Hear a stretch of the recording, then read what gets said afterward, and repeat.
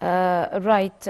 Although Luxor has been associated with winter tourist season for decades, during the current year, summer season tourism has emerged, causing a large boom in tourist visits to ancient Egyptian temples and tombs east and west of Luxor.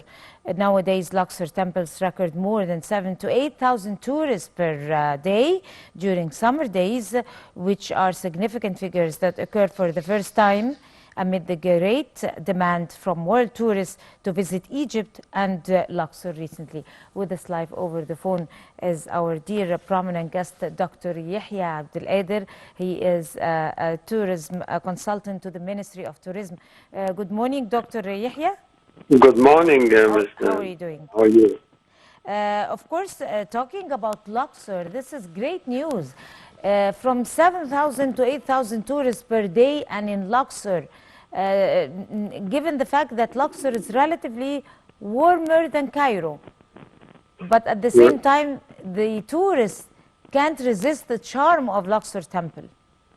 Yes, definitely, you are quite right. You call this historical city enjoys a warm winter and dry summers. That's why, international visitors like to fly during the summer season as well. Luxor, is a top cultural heritage destination worldwide, based on its archaeological treasures that's housed in the Valley of the Kings, the Valley of the Queens, the great, Temple of Queen Hatshepsut, all are located, in the western bank of the Nile, as well as the great tomb of King Tutankhamun as well. Right. How do you justify that boom in the flow of tourists over to Luxor in particular and during summertime? Well, international travelers, some nationalities, for example, the Spanish, travelers, they like to travel in the summer season, and that's why they have direct flights to Luxor airport, which has been ranked like third this season after, Qader and Sharm Sheikh last June.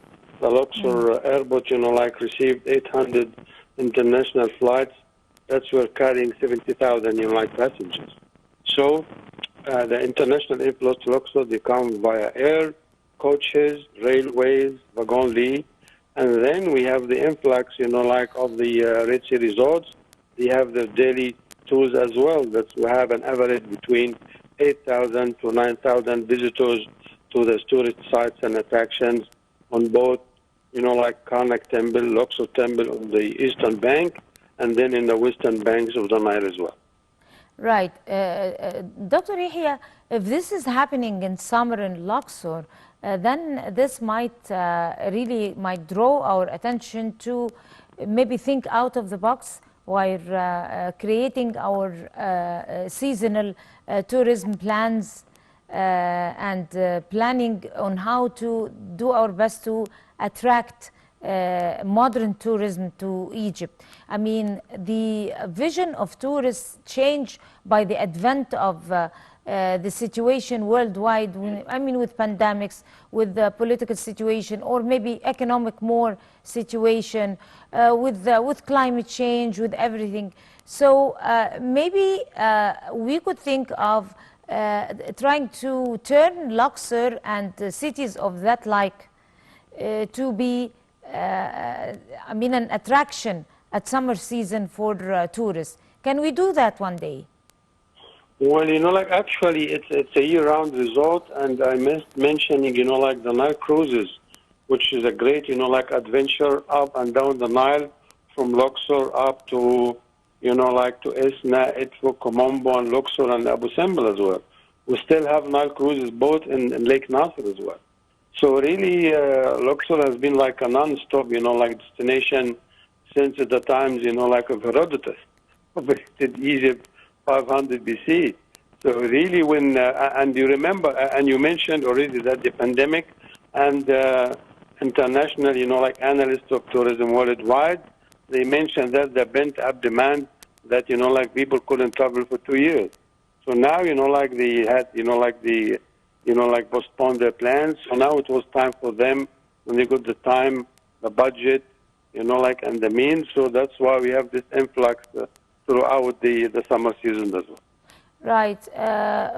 Where do we see other opportunities of that, like in other cities in Egypt, also like Luxor? I mean, to be dual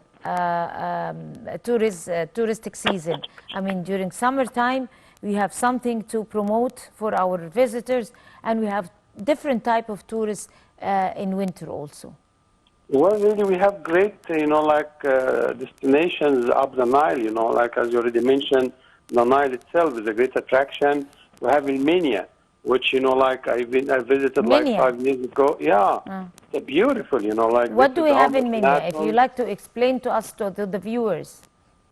Well, Armenia, you know, like has been, you know, like the site of the monarchy of, you Right. know, like Pharaoh Akhenaten and his beautiful wife Nefertiti, and it was, you know, like the birthplace of the 18th dynasty, where he changed, you know, like many philosophers and lifestyles in the Egyptian life, and his son is King Tutankhamun, and it's a great place, you know, like for Pharaonic, Greco-Roman antiquities, Coptic and Islamic and Arab as well.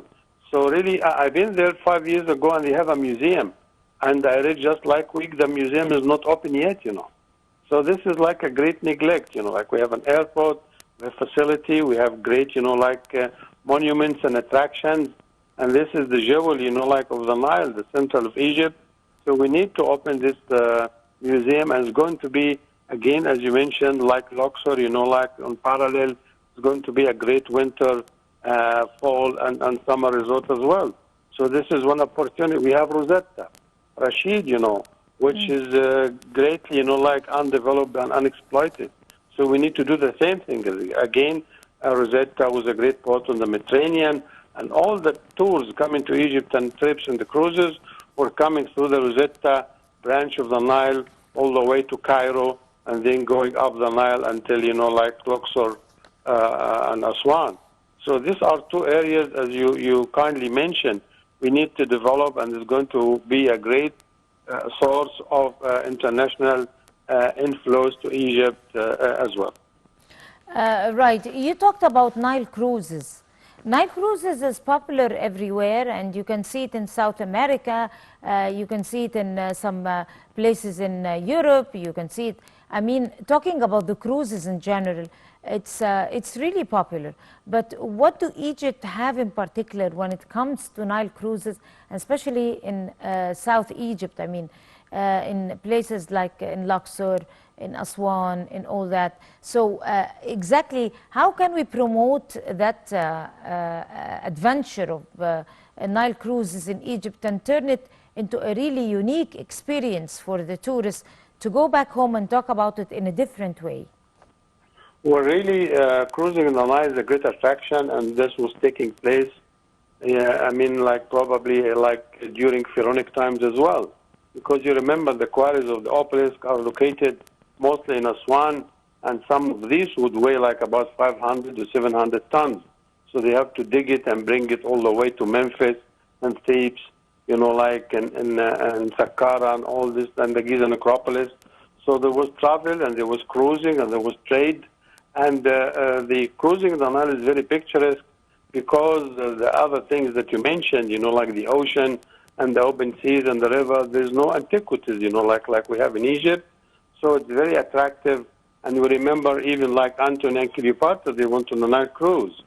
That was, you know, like over 2,000 years ago. So really, currently, you know, like now, we have great cruise lines. There is like estimated to be like over 200 up the Nile, and even in Lake Nasser, you know, like a limited number because of the awareness of pollution and environment aspect as well. So really, it's a great, and there have been a diversity in the type of cruises, you know, like there is like now, it looks like a felucca, and some of it exclusive for like about a group and package of like about 10, 20 people, group travel. So, and some visitors, they like to take a regular boat, you know, like felucca boat, maybe from Cairo going up all the Nile to Luxor and Aswan, you know. So we have at least like 10 to 12 types of navigation through the Nile. Right. It's very attractive, and, you know, like visitors and travelers, they like it so much. Right. On that note, Dr. Yehia Abdel, you are a tourism expert and consultant to the Ministry of Tourism. Would like to thank you so much, and you have a beautiful day. And by this, we come to the end of this edition of the Breakfast Show. Many thanks to all of you. Until we see you again once back tomorrow morning, that's a goodbye.